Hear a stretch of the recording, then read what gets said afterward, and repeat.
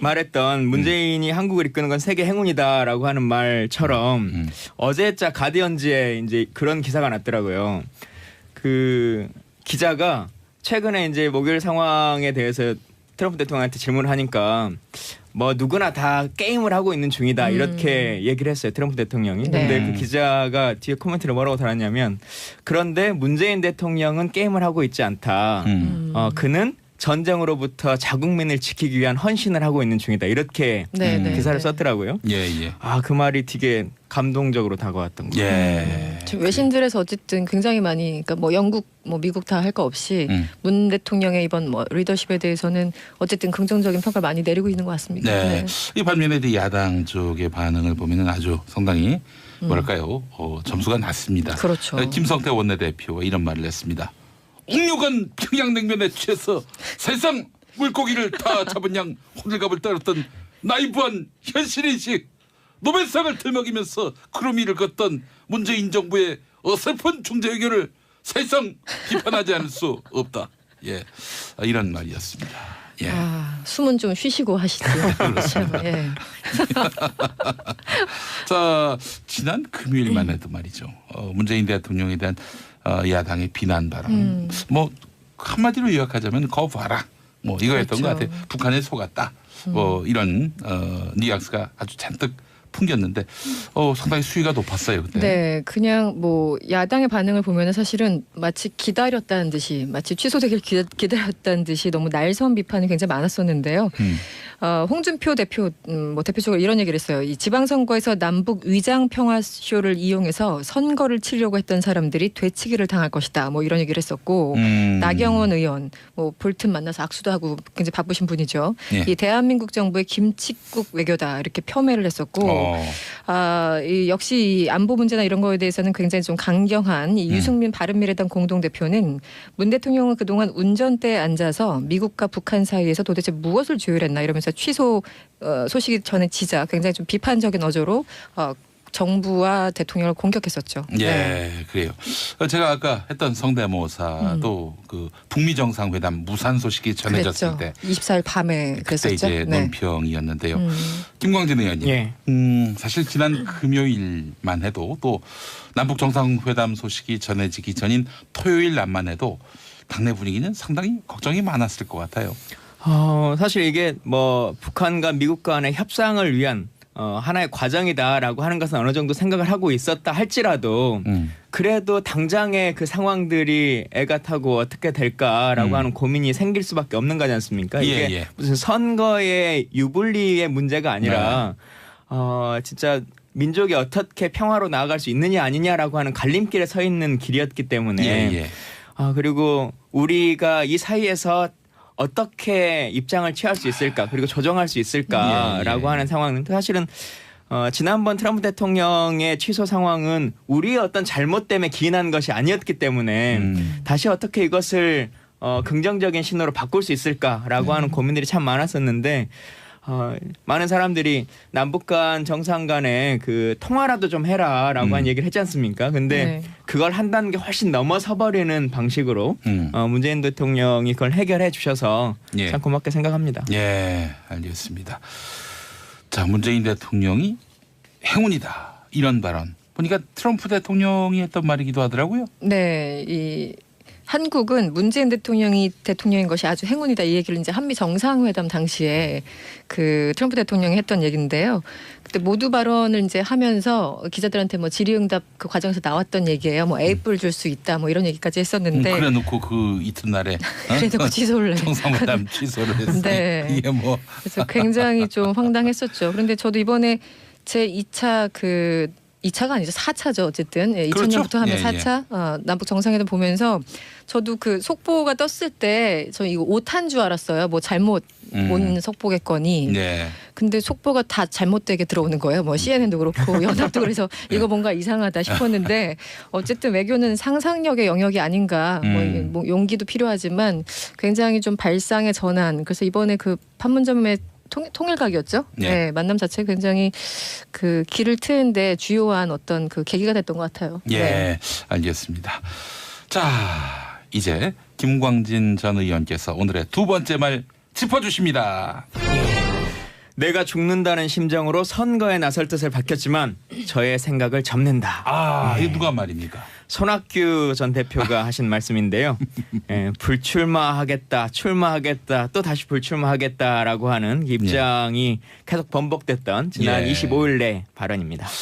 아니 뭐 이 이야기에 들어가기 앞서서 예.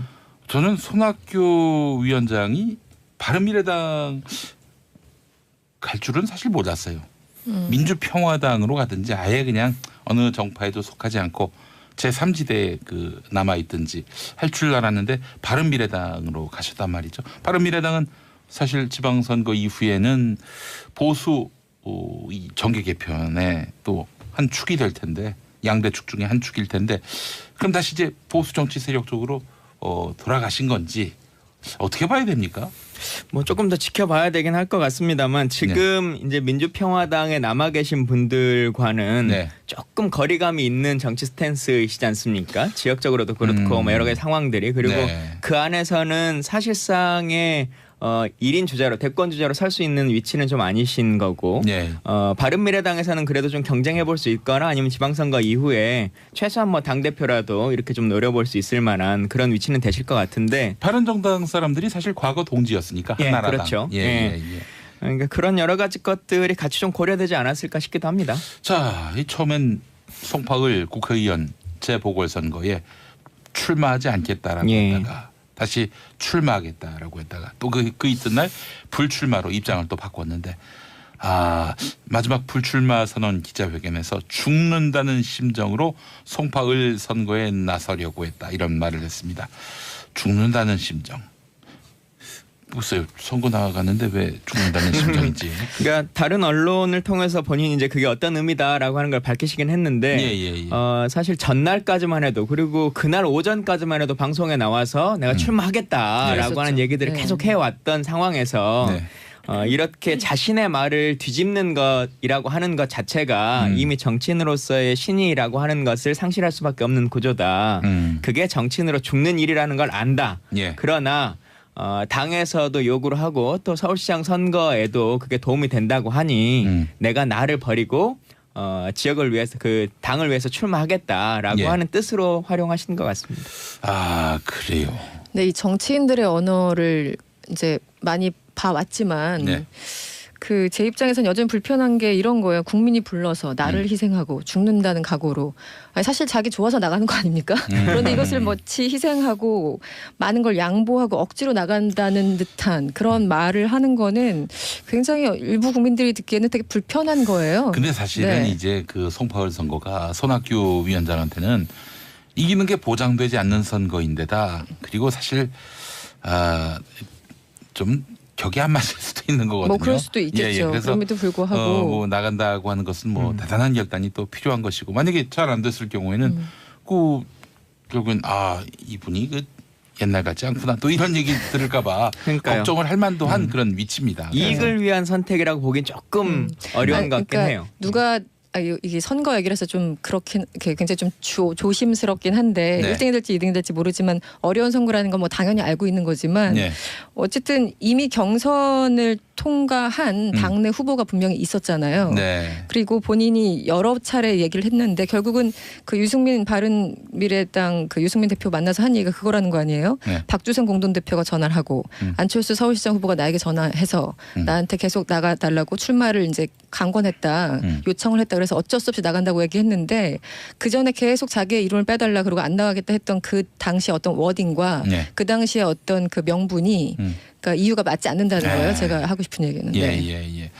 그래요. 뭐 어쨌든 박종진 바른미래당 후보는 홍보 효과를 톡톡히 본 거라고 봐야 되겠죠. 근데 좀 차이점은 있을 것 같아요. 왜냐하면 그 특히나 보궐선거 같은 경우는 당이 전폭적으로 민다라고 하는 것이 참 크게 작용하는 선거인데 지금 같은 경우는 경선을 통해서 당의 후보로 선정돼 있음에도 불구하고 이 사람으로는 안 되니 당이 스스로 생각하기에도 이 사람으로는 안 되니 다른 사람을 데려오겠다라고 하는 계속 언론을 통해서 말했기 때문에 본인으로서는 사실은 별로 좋지 않은 효과가 있긴 하겠죠. 그렇죠. 상큼한 출발은 아니다.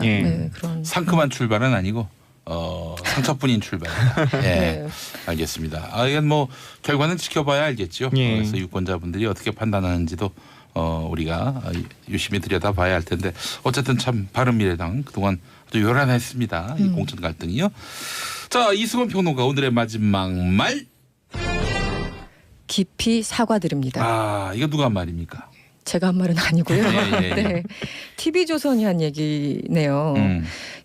그 최근에 이제 오보 혹은 오보 논란이 있었던 기사들이 몇 개가 있었는데 일단 풍계리 핵실험장이 폭파되지 않고 연막탄만 피워졌다 이런 기사를 냈다가 네. 삭제한 이후에 이제 공식적으로 사과를 한 거예요. 24일 날 그 TV조선 인터넷 뉴스는 그 풍계리 갱도 폭파 안에 연막탄 피운 흔적 이런 문구를 이제 밤 11시 28분부터 한 10분 가량 노출시켰다가 바로 삭제를 하고 네. 이제 죄송하다 이렇게 사과의 말을 공식적으로 올렸습니다. 예. 네. 자, 그런데 말이죠. 이게 무슨 다른 기사도 아니고 뭐 이를테면은 지금 막 선거 중이에요. 선거 중이야. 오늘 선거일인데 대선이라고 치죠. 한 4시쯤 아직 투표가 한 4시간 남았는데 어느 인터넷 신문에서 문재인 대통령 당선 뭐 이런 기사가 나왔다고 치지. 네. 그거는 실수일 수 있어요. 왜냐하면은 미리 써놓은 거. 그래서 딱 결과 발표가 나오면은 클릭하려고 엔터 치려고 출고하려고 했던 네. 그런 기사, 스탠바이한 기사. 그렇죠. 그럴 수 있는데 이 기사 같은 경우는 이게 실수일 수가 있는가 하는 의문이 듭니다. 그렇지 않습니까? 그렇죠. 그리고 TV조선 기자가 북한에 취재를 가 있는 상태가 아니기 때문에 그렇죠. 취재원도 명확하지 않은 상태이고 예. 뭐 풀로 그런 정보가 들어오는 것도 아니지 않습니까? 그렇죠. 그래서 전혀 어떠한 근거라고 하는 걸 말하기가 쉽지 않은 기사인데 예. 의도적 왜곡이지 않았을까 싶습니다. 네. 그 본질적으로 말이죠. 이 북한 관련한 기사는 확인이 불가능합니다. 네. 그래서 그렇죠. 예를 들어서 북한이 뭐 연막탄을 피운 흔적 실제로 그런 일이 있다 손치더라도 확인할 방법이 없어요. 그걸 노리고 사실 이 나라의 여러 보수 언론들이 북한 관련 기사 거의 장문을 한 소설을 쓴 기사들이 적지 않았고 이것이 그렇죠. 남북 관계를 더욱 그야말로 교착 상태로 만든 그런 요인 중에 하나였고요. 예. 자, 그래서 저는 이 기사가 단순 실수다, 착오다 이렇게 말할 성질의 것이 아니다. 이거는 거의 뭐 그렇죠.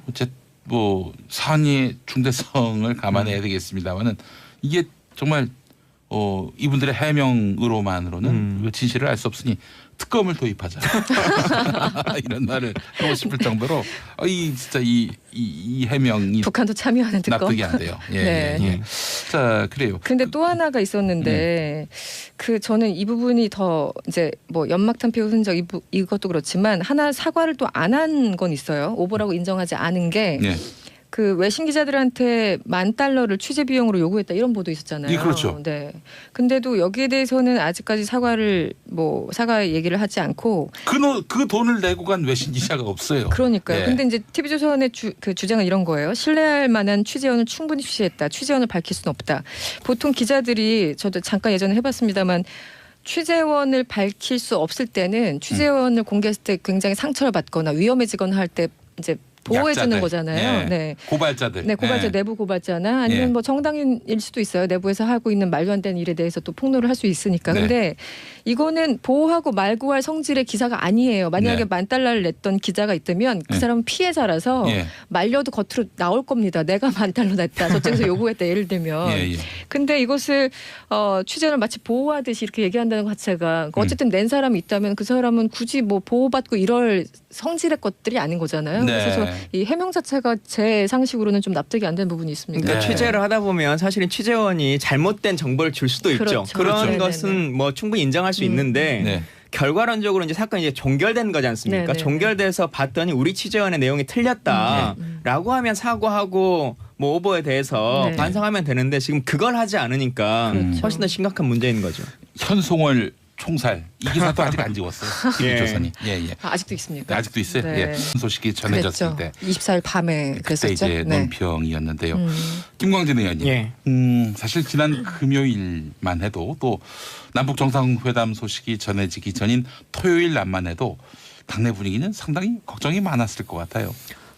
사실 이게 뭐 북한과 미국 간의 협상을 위한 하나의 과정이다라고 하는 것은 어느 정도 생각을 하고 있었다 할지라도 그래도 당장의 그 상황들이 애가 타고 어떻게 될까라고 하는 고민이 생길 수밖에 없는 거지 않습니까? 이게 무슨 선거의 유불리의 문제가 아니라 진짜 민족이 어떻게 평화로 나아갈 수 있느냐 아니냐라고 하는 갈림길에 서 있는 길이었기 때문에 그리고 우리가 이 사이에서 어떻게 입장을 취할 수 있을까 그리고 조정할 수 있을까라고 하는 상황은 사실은 지난번 트럼프 대통령의 취소 상황은 우리의 어떤 잘못 때문에 기인한 것이 아니었기 때문에 다시 어떻게 이것을 긍정적인 신호로 바꿀 수 있을까라고 하는 고민들이 참 많았었는데 많은 사람들이 남북 간 정상 간에 그 통화라도 좀 해라라고 한 얘기를 했지 않습니까? 근데 그걸 한 단계 훨씬 넘어서 버리는 방식으로 문재인 대통령이 그걸 해결해 주셔서 참 고맙게 생각합니다. 예, 알겠습니다.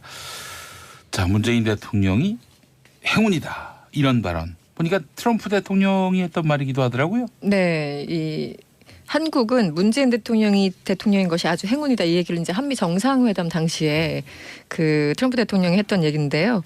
그때 모두 발언을 이제 하면서 기자들한테 뭐 질의응답 그 과정에서 나왔던 얘기예요. 뭐 A뿔 줄 수 있다 뭐 이런 얘기까지 했었는데 그래놓고 그 이튿날에 그래놓고 취소를 정상회담 취소를 했어요. 네. 이게 뭐 그래서 굉장히 좀 황당했었죠. 그런데 저도 이번에 제 2차 2차가 아니죠. 4차죠. 어쨌든 2000년부터 하면 4차 남북 정상회담 보면서 저도 그 속보가 떴을 때 저 이거 오타인 줄 알았어요. 뭐 잘못 온 속보겠거니. 네. 근데 속보가 다 잘못되게 들어오는 거예요. 뭐 CNN도 그렇고 연합도 그래서 이거 뭔가 이상하다 싶었는데 어쨌든 외교는 상상력의 영역이 아닌가.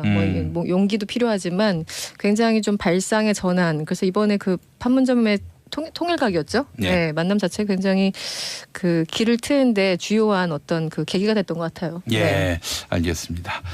자, 상큼한 출발은 아니다. 네, 그런 상큼한 출발은 아니고 상처뿐인 출발이다. 예, 네. 알겠습니다. 이건 뭐 결과는 지켜봐야 알겠죠. 그래서 유권자분들이 어떻게 판단하는지도 우리가 유심히 들여다봐야 할 텐데 어쨌든 참 바른미래당 그동안 아주 요란했습니다. 이 공천 갈등이요. 자, 이승원 평론가 오늘의 마지막 말. 깊이 사과드립니다. 이거 누가 한 말입니까? 제가 한 말은 아니고요. 예. 네, TV조선이 한 얘기네요.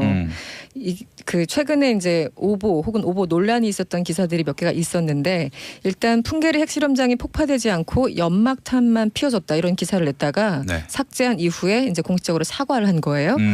24일 날 그 TV조선 인터넷 뉴스는 그 풍계리 갱도 폭파 안에 연막탄 피운 흔적 이런 문구를 이제 밤 11시 28분부터 한 10분 가량 노출시켰다가 바로 삭제를 하고 이제 죄송하다 이렇게 사과의 말을 공식적으로 올렸습니다. 예.